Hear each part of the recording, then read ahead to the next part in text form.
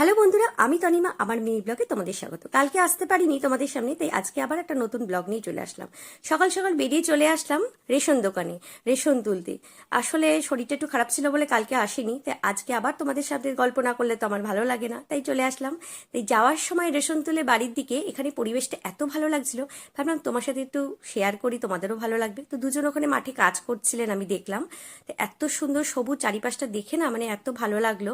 তারপরে হাঁটতে হাঁটতে যখন বাড়ির দিকে যাচ্ছিলাম, আমাদের বাড়ির কাছাকাছি এখানে একটা মন্দির আছে, জানো তো? খুব সুন্দর মন্দিরটা, সারদা মায়ের মন্দির।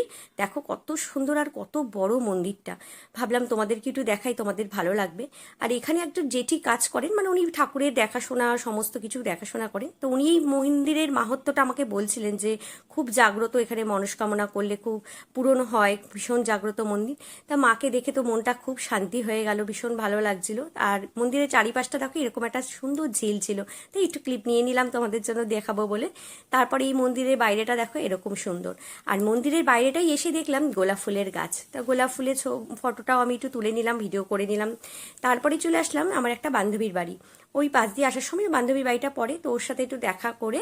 আর ওদের বাড়ির সামনে এরকম সুন্দর সুন্দর আমগুলো একদম আমার হাতের সামনে ঝুলছিল, আমার তো দেখে ভীষণ ভালো লাগলো। তাই আমার মিনি ব্লগটা তোমাদের কেমন লাগলো অবশ্যই জানিও। আবার কালকে দেখা হবে।